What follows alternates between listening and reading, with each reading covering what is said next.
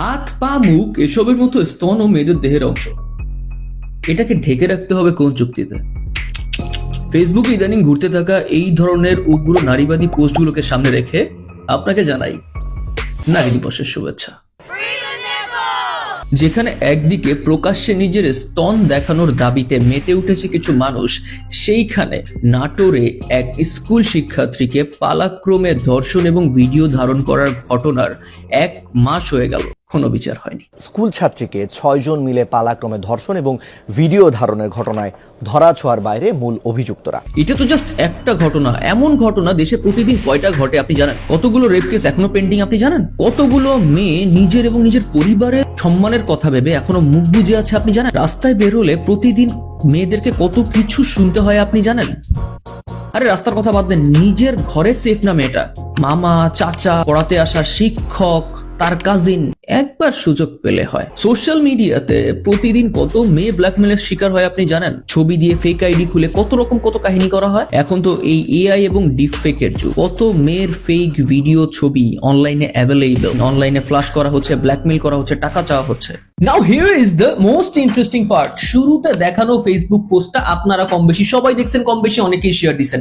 এখন যদি আমি আপনাকে বলি যে আইডি থেকে ওই পোস্টটা করা হয়েছিল ওইটা একটা ফেক আইডি এবং ওইখানে যে ছবিগুলো ইউজ করা হয়েছে ওইগুলো সব ডিপফেক ইমেজ, এমনকি ওই মেয়ের কিছু ভিডিও আপনার সামনে আসছে ওইটাও ডিপফেক ভিডিও। এই ডিপফেকটাকে আরো নিখুঁত করার জন্য পুরো ছবিটার উপর এবং ভিডিওটার উপর একটা ফিল্টার ব্যবহার করা হয়েছে।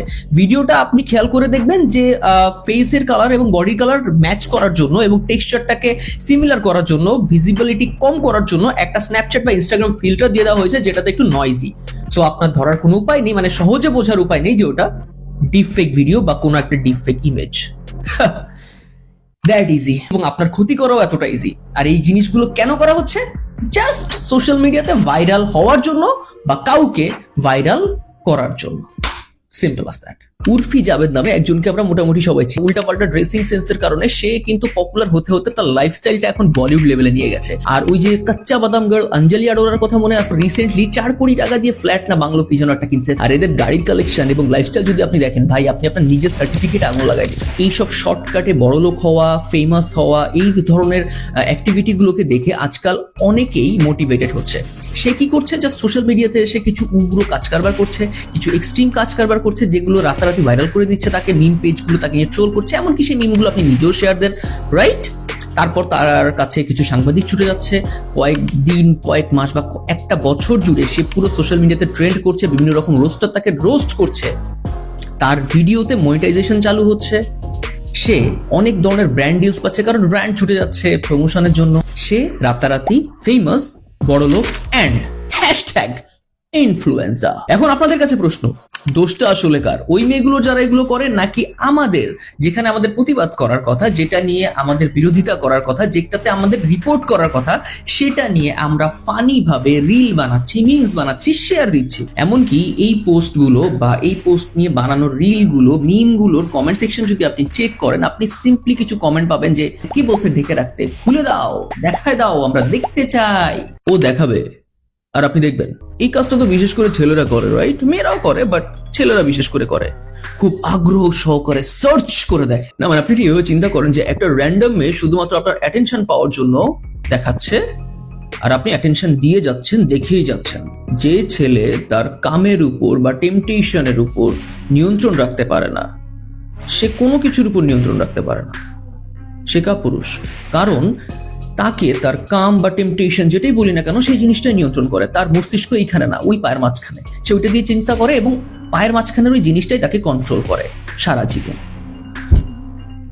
আমি জানি দেশের মেজরিটি ছেলে এমনই, বাট কিছু সংখ্যক ছেলে আছে যাদের ব্যক্তিত্ব এতটা স্ট্রং, যাদের রুচিবোধ এতটা হাই যে আপনি যতই সুন্দরী হয়ে থাকেন না কেন, আপনি যেই হয়ে থাকেন না কেন, আপনি যদি উলঙ্গ হয়ে সামনেও দাঁড়ান না, যতক্ষণ না মন থেকে সাই না দেবে, আপনি কিচ্ছু করতে পারবেন না। পুরুষ হতে গেলে একটা ব্যক্তিত্ব থাকা লাগে। আর যে ছেলে যত তাড়াতাড়ি উত্তেজিত হয়ে যায়, তার ঠিক তত তাড়াতাড়ি হয়ে যায়। মেডিকেলের ভাষায় যেটাকে বলা হয় প্রিম্যাচিউর ইজাকুলেশন, বা বাংলায় যেটাকে বলা হয় দ্রুত বীর্যপাত রোগ। আর বর্তমানে এই রোগের পেশেন্ট কিন্তু অনেক। আপনি খেয়াল করে দেখতে পাবেন লোকাল বাসের জানালা থেকে শুরু করে রাস্তার মোড়ে কারেন্টের খুঁটিতে ঝুলতে থাকা হার্বাল চিকিৎসার পোস্টার। এমনকি ইদানিং তো আপনি ফেসবুকে এই ধরনের স্পন্সর পোস্টও দেখতে পাবেন। এটার এত মার্কেট চাহিদা কেন? এটার ক্রেতা কারা? সেক্সুয়াল ফ্রাস্ট্রেশন নিয়ে বেড়ে ওঠা একটা প্রজন্ম। এনশিয়েন্ট গ্রিস এবং রোমে একটা সময় নিচু জাতের নারী, বিশেষ করে দাসীদের বুক ঢেকে রাখার অনুমতি ছিল না।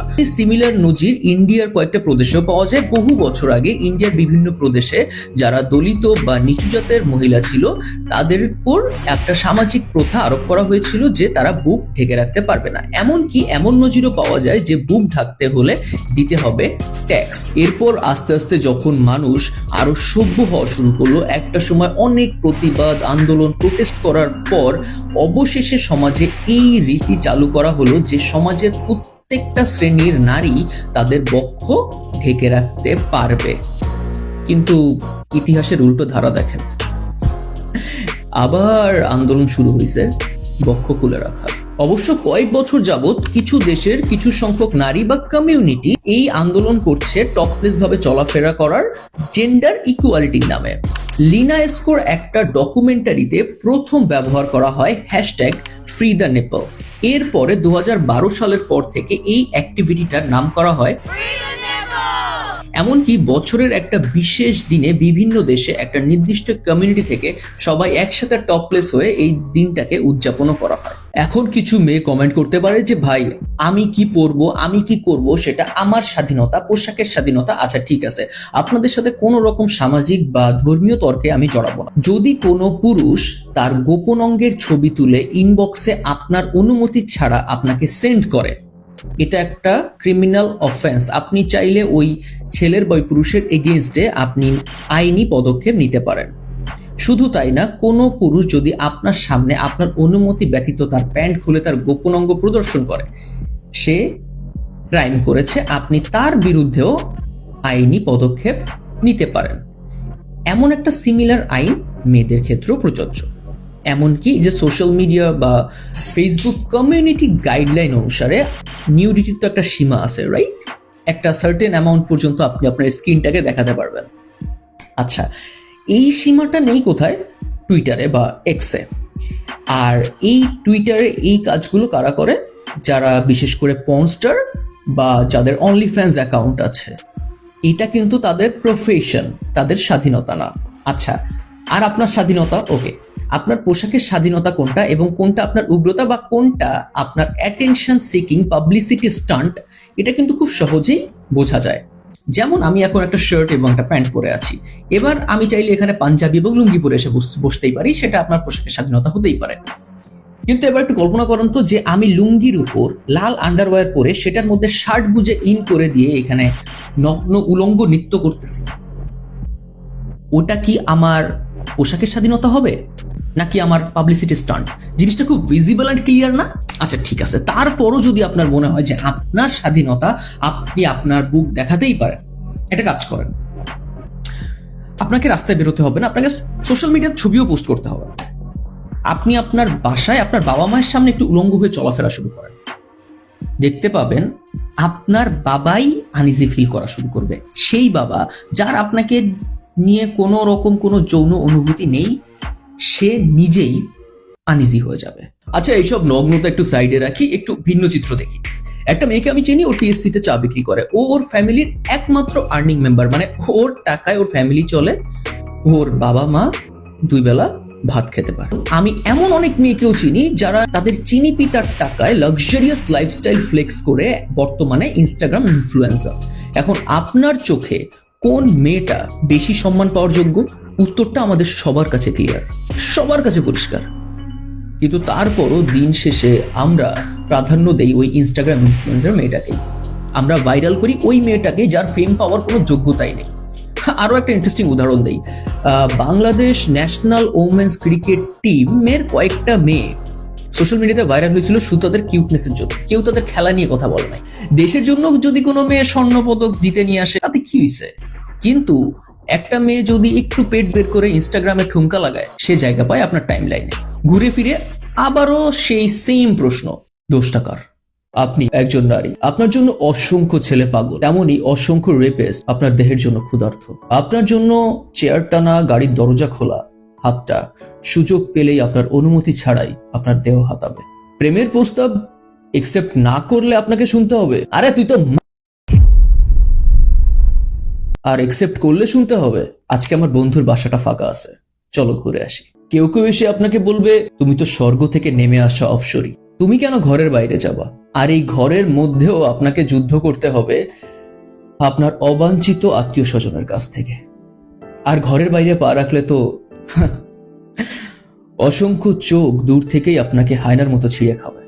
দিন শেষে আপনাকেই শুনতে হয়। আরে তুমি বোঝো না কেন? তুমি তো একটা মেয়ে। হ্যাঁ, আপনি একটা মেয়ে। আর সবসময় মনে রাখবেন, পুরুষের জন্ম হয় আপনার গর্ভ থেকেই। আপনি অবলা না, আপনি একজন যোদ্ধা। Take care.